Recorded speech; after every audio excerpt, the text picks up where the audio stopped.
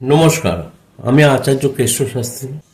আশা করি তারা মায়ের কৃপায় সবাই ভালো ও সুস্থ আছেন। বড়দের আমার প্রণাম, ছোটদের ও সমবয়সীদের আমার শুভেচ্ছা রইল। আজ আমি মাঙ্গলিক দোষ সম্বন্ধে কথা বলবো, আপনারা শুনতে থাকুন। মাঙ্গলিক দোষটা কি?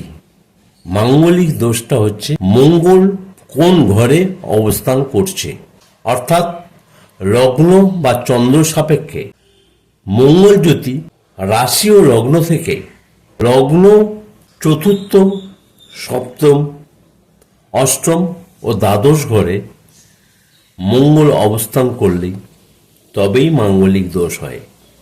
এই মাঙ্গলিক দোষের ফলে জাতক বা জাতিকাদের বিবাহিত জীবন সুখের হয় না। যদি এই মঙ্গল লগ্নে অবস্থান করে, লগ্ন হচ্ছে মেষ লগ্ন, এখানে যদি মঙ্গল অবস্থান করে তাহলে জাতক বা জাতিকাদের প্রচন্ড পরিমাণ রাগ ও জেদের বশে তাদের বিবাহিত জীবন সুখের হয় না, মনোমালিন্য দেখা দেয়। এই মঙ্গল যদি চতুর্থ ঘরে বসে, অর্থাৎ এই ঘরে যদি বসে, সেই ক্ষেত্রে দেখা যায় পারিবারিক শ্বশুর শাশুড়ি বা ননদ দেওরের সঙ্গে অশান্তির সৃষ্টি হয়, ফলে বিবাহিত জীবন অশান্তিময় হয়। এই মঙ্গল যদি সপ্তম ঘরে বসে তাহলে কিন্তু জাতক বা জাতিকাদের ঝগড়া লেগেই থাকে।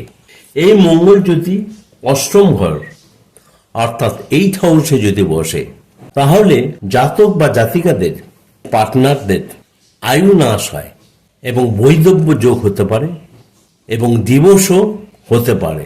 এটা কোর্ট পর্যন্ত যায়। মঙ্গল যদি দ্বাদশ ঘরে বসে অর্থাৎ 12 হাউসে বসে তাহলে দেখা যাবে স্বামী স্ত্রীর মধ্যে বেড সেপারেশন, অর্থাৎ একই ঘরে থাকে কিন্তু তাদের শয্যাস্থান আলাদা হয়।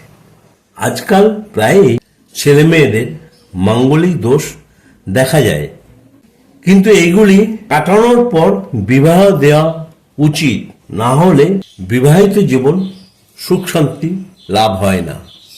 অভিজ্ঞ জ্যোতিষ ও তান্ত্রিক জ্যোতিষের পরামর্শ নিয়ে জটক বিচার করতে হবে। তারা মায়ের কৃপায় সবাই ভালো ও সুস্থ থাকুন এই কামনা করি। ধন্যবাদ।